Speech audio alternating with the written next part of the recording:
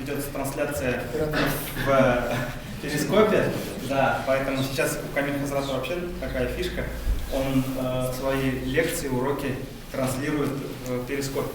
Какие адабы могут быть в этом? Как мы должны пользоваться телефоном?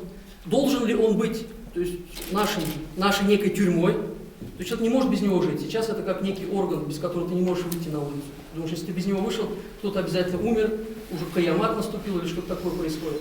Так же чувствуем?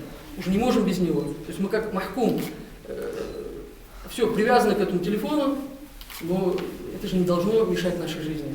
Бүгінгі мына 4-ші ұшрашуыбыз, енді біз қазір 2 ұшрашуны шушы тема бойынша алып бардық. Әгер дә Пейғамбарыбыз Мұхаммад Мустафа саллаллаху алейхи ва саллямның айфоны булса дип атала ул. Біз шундый интернет заманында яшибез бит инде. Социаль челтәрләр дип сөйләшәбез. Инде бездә нинди генә социаль челтәрләр юк. Ул ВКонтакте булсынмы, Facebook булсынмы, Twitter булсынмы. Хәзер менә инде теге перископлар дигән әйберләр килеп чыкты бит. Кеше шул кадәр менә шушы социаль челтәргә кирип батты. Фикерләшәбез телефонның әдәпләре буенча, менә кайчан шалтыратырга ярый, кайчан ярамый, кемгә шалтыратырга ярый, кемгә ярамый. Аннары социаль сеть, анда контактта, Facebook'та нинди аватар булырга тиеш, нинди информацион стена булырга тиеш, анда нинди спамнар, репостлар, аланы ярыймы, җибәргә икенче кешегә яисә юкмы. Менә шундый дискуссия безнең бара инде, шундый әдәпләр. Гомумән телефон һәм интернет буенча менә әдәпләр кеше ничек аралашырга тиеш. Әгәр дә инде чыннан да нәрсә эшләр иде соң Пәйгамбәрбез заманында менә шушындый мөмкинлекләр булган булса, ул аны әлбәттә дәгъватында гына кулланган булыр иде. Яшьләрне, халыкны шушы мөмкинлектән файдаланып исламга дәшкән булыр иде. Миңа калса булыр иде шундый бер билгеләнгән вакыты, ул алыр иде дә шул телефонны.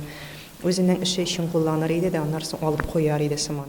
Мәсәлән, аңа Аллаһ Тәгаләдән берәр нинди Коръән аяты иңсә, ул сахабаларга шушы аятны, мәсәлән, WhatsApp аша тасвирлап аңлатма бирер иде. Во-первых, это комфорт, во-вторых, это возможность очень быстро, скажем так, в короткие сроки передавать информацию. С учетом того, что вся Аравия к его, скажем так, смерти, да, она была уже приняла ислам, вот я думаю, что возможность выхода в интернет сузила бы эти сроки.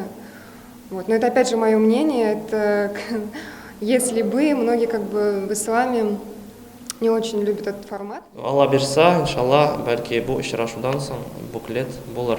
Әгәр дә без берәр нинди бердәм фикергә килсәк, шундый буклет чыга инде. Как раз гаджетлар буенча әдәпләр, ничек сөйләшергә, кайчан шалтыратырга була, нинди анда аватар куярга ярый.